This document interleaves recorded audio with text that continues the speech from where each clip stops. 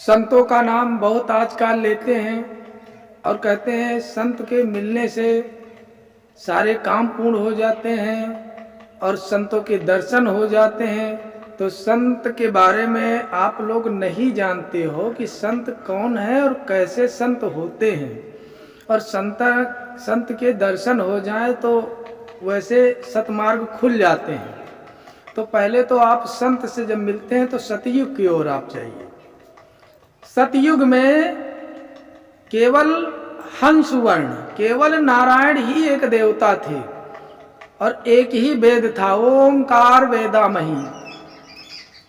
एक ही वेद, ओंकार वेदामही, एक ही वर्ण हंसवर्ण, मतलब हंसवर्ण, एक ही जाति थी हंसवर्ण, और केवल नारायण ही देवता थे। और सतयुग को के लोग कृत्य कृत्यार्थ थे, इसलिए उसका नाम पड़ा कृत्य युग। कृत्य युग।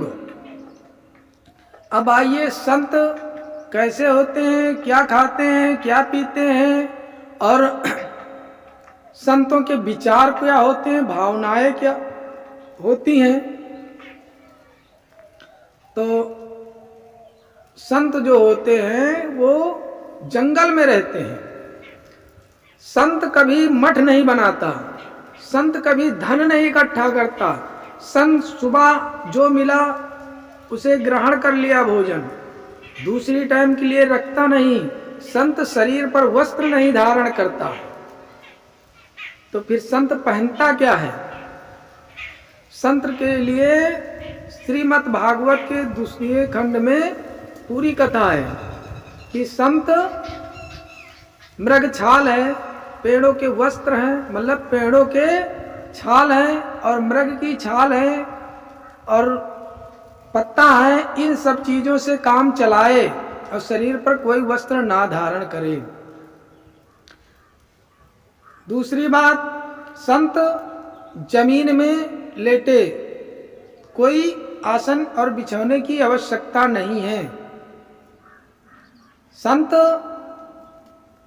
जहां तक कंदमूल और ऋतु फल खाए, जो फल पेड़ से पककर गिरे उसको भोजन करे। और दूसरी बात, संत सदैव मनुष्यों से दूर रहे, एकांत में रहे। अगर भोजन के लिए किसी नगर या गांव में जाए तो 7 घर से 8वें घर में भिक्षा नहीं मांग सकता, और जो भिक्षा मिले उसको सरोवर यानी तालाब है या नदी है वहां जाकर आचमन करे, उसमें अपना भाग निकाल ले और दूसरी टाइम के लिए रखे ना। बारिश हो तो बारिश में खुले में भीगे, ये नहीं कि वो जाकर के किसी वृक्ष के नीचे या पहाड़ की गुफा में घुस जाए।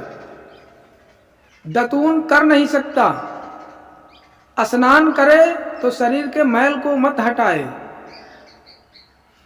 ठंडी पड़े तो ठंड पानी में गले तक डूब करके उसमें रहे। गर्मी हो तो आग जला करके आग के सामने बैठे। भोजन इतना करे कि शरीर की नसें सूख जाएं, मतलब नसें दिखने लगे, शरीर सूख जाए, और जिसके चेहरे गुलाब के जैसे खिले हों वो संत नहीं हो सकते हैं। अगर वो संत हो सकते हैं तो वेदों का लिखा झूठ है, क्योंकि संत की शरीर की एक एक नस दिखाई पड़े। संत का शरीर हष्ट पुष्ट नहीं हो सकता। और संत कभी भी अपने पास धन नहीं रख सकता है। संत अगर कोई बात बोले तो हर एक बात उसकी सत्य होनी चाहिए। संत पहली बात तो ज्यादा किसी से मतलब ही नहीं रखते, ना बोलते हैं। अगर संत बोलते हैं तो उसको सोच करके बोलते हैं कि हमको क्या बोलना है, क्या करना है। संत सब कोई नहीं बन सकता है। अगर वस्त्र पहनने की बात आए तो केवल लंगोट और उसके ऊपर इतना चौड़ी पट्टी आप बांधोगी जिससे आपका लंगोट ढक सके, इतने ही वस्त्र संत के लिए छूट दिए गए। दूसरी बात, साथ में रखे तो दंड और कमंडल।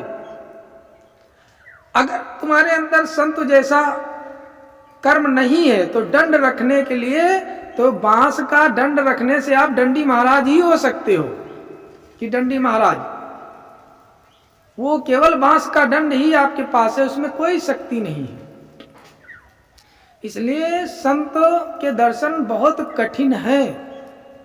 संत निरंतर अपने हृदय में परमात्मा को ध्यान करता है। तो भगवान हृदय में कैसे ध्यान करते हैं संत लोग और कौन से मंत्र का जाप करते हैं? तो भगवान हृदय में आकर बस जाते हैं। तो भगवान श्री कृष्ण ने उद्धव से कहा, है उद्धव, मुझ परम ब्रह्म परमेश्वर को अपनी आत्मा में देखो। तो कहा, प्रभु हम कैसे देखें? तो उन्होंने घंटनाद ध्वनि करो, मतलब ओम की ध्वनि, पलथी मार कर बैठो, दोनों हाथ जोड़ करके, नीचे ऐसे गदोरी रख करके, और उसके बाद अपने नेत्रों को सीधा नाक पर एकदम सीधा शरीर करके ओम की ध्वनि करनी है, जितनी लंबी खींच पाओ, 3 टाइम। तो अपने हृदय में एक कमल का जो है महसूस करो, और जिसकी डठरा ऊपर को हो और कमल का फूल का मुंह नीचे हो, और ओम की ध्वनि करते हुए उसको घुमा करके कमल के मुख को ऊपर की ओर करो, और उसके बाद उस पे ये महसूस करो को खिल रहा है, और उस पर नीलम मणि के समान मैं विराजमान, परम ब्रह्म परमेश्वर वहां पर विराजमान हूं। इस प्रकार रोज करने से मैं आपको हृदय में ही आकर दर्शन दे दिया करूंगा।